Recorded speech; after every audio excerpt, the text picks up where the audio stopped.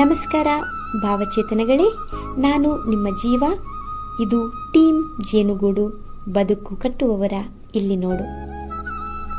ಮಾಡುವ ಕೆಲಸಗಳು ಯಾರೂ ಮಾಡದ್ದು ಆಗಿರಬೇಕೆಂದಿಲ್ಲ. ಯಾರೂ ಮಾಡಲಾಗದ ರೀತಿಯಲ್ಲಿ ಪೂರ್ಣಗೊಳಿಸಿದ್ರೂ ಸಾಕು, ನಮ್ಮತನ ವಿಶೇಷವಾಗಿ ಗುರುತಿಸಲ್ಪಡ್ತದೆ. ಟೀಮ್ ಜೇನುಗೂಡು ಏನು ಮಾಡುತ್ತೆ ಅಂತ ಕೇಳಿದ್ರೆ, ಏನು ಮಾಡೋದಿಲ್ಲ ಅಂತ ಕೇಳೋ ಮನಸ್ಸು ಇಲ್ಲಿಯದು. ವೃತ್ತಿ ಹಲವು, ಪ್ರವೃತ್ತಿ ನಮ್ಮದು ಒಲವು. ಇಲ್ಲಿರುವವರ ಸಮಾನ ಮನಸ್ಥಿತಿಯೇ ಗೆಲುವು. ಟೀಮ್ ಜೇನುಗೂಡಿನ ಜೇನಹನಿಯ ಪರಿಚಯ ಸರಣಿಯ 2ನೆಯ ಸಂಚಿಕೆ ಇದು. ಇಂದಿನ ಜೇನಹನಿ ವಿನು. ಇದು ನಮ್ಮ ಸ್ನೇಹಮಯಿ ಹುಡುಗನನ್ನು ನಾವೆಲ್ಲ ಪ್ರೀತಿಯಿಂದ ಕರೆಯುವ ಹೆಸರು.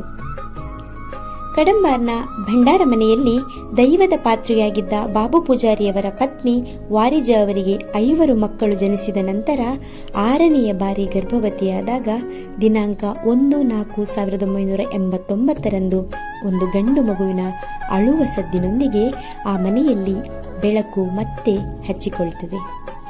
ಆ ಬೆಳಕಿನ ಹೆಸರೇ ವಿನೋದ್ ಕಡಂಬಾರ್. ಸಹೋದರ ಸಹೋದರಿಯರ ಪ್ರೀತಿಯಲ್ಲಿ ಮಿಂದು ಹಂತ ಹಂತವಾಗಿ ಬೆಳೆಯುತ್ತಿದ್ದಂತೆ ಪ್ರಾಥಮಿಕ ವಿದ್ಯಾಭ್ಯಾಸವನ್ನು ಕಡಂಬಾರ್ನ ಸರಕಾರಿ ಹಿರಿಯ ಪ್ರಾಥಮಿಕ ಶಾಲೆಯಲ್ಲಿ ಮುಗಿಸಿಕೊಂಡು ಪ್ರೌಢಶಾಲೆಗೆ ಕೊಡ್ಲಮೊಗಿರಿನ ವಾಣಿ ವಿಜಯ ಶಾಲೆಗೆ ಸೇರಿಕೊಳ್ತಾರೆ. ವಯೋಸಹಜ ತುಂಟಾಟದೊಂದಿಗೆ ಗೆಳೆಯರಿಗೂ ಆಪ್ತ ವಲಯಕ್ಕೂ ಹತ್ತಿರವಾಗಿದ್ದ ಇವರು ಮುಂದೆ ಪದವಿ ಪೂರ್ವ ವ್ಯಾಸಂಗವನ್ನು ನಾರಾಯಣಗುರು ಕಾಲೇಜ್, ಕುದ್ರೋಳಿ, ಮಂಗಳೂರು ಇಲ್ಲಿ ಪೂರ್ಣಗೊಳಿಸ್ತಾರೆ. ತಾನು ಮಾಡಿದ ತುಂಟಾಟ ಸಾಲದು, ಇನ್ನಷ್ಟು ಅನುಭವಿಸುವ ಮನವಿದು ಎನ್ನುವ ಅವರ ಯೋಚನೆಗೆ BEd ತರಬೇತಿಯನ್ನು ಮಣ್ಣಗುಡ್ಡೆಯ ಪ್ರೇಮಕಾಂತಿ ಕಾಲೇಜಿನಲ್ಲಿ ಪೂರ್ಣಗೊಳಿಸಿ ಮಕ್ಕಳೊಂದಿಗೆ ಮಕ್ಕಳಾಗಲು ಹವಣಿಸಿದವರು ಪ್ರಶಾಂತಿ ವಿದ್ಯಾಕೇಂದ್ರ ಬಾಯಾರು, ಕಾಸರಗೋಡು ಇಲ್ಲಿ ಪ್ರಸ್ತುತ ಅಧ್ಯಾಪನ ಯೋಗಕ್ಕೆ ತಮ್ಮನ್ನು ತಾವು ಅರ್ಪಿಸಿಕೊಂಡಿದ್ದಾರೆ. ಇದಿಷ್ಟು ಅವರ ಜೀವನದ ಒಂದು ಹಂತವಾದರೆ, ಅದರ ಹಿಂದಿನಿಂದ ಇರುವ ಮತ್ತೊಬ್ಬ ವಿನು ಇನ್ನೊಂದು ಲೋಕವನ್ನು ಸೃಷ್ಟಿಸ್ತಾರೆ. ಅಲ್ಲಿ ಅವರು ಏನೂ ಆಗಿರದೆ ಕೇವಲ ಪ್ರಕೃತಿಯ ಆರಾಧಕನಷ್ಟೇ ಆಗಿ, ಪಶು ಪಕ್ಷಿಗಳ ಪ್ರೇಮಿಯಾಗಿ ತನ್ನನ್ನು ಪ್ರಕೃತಿಯ ಮಡಿಲಲ್ಲಿ ಹರವಿಕೊಳ್ತಾರೆ.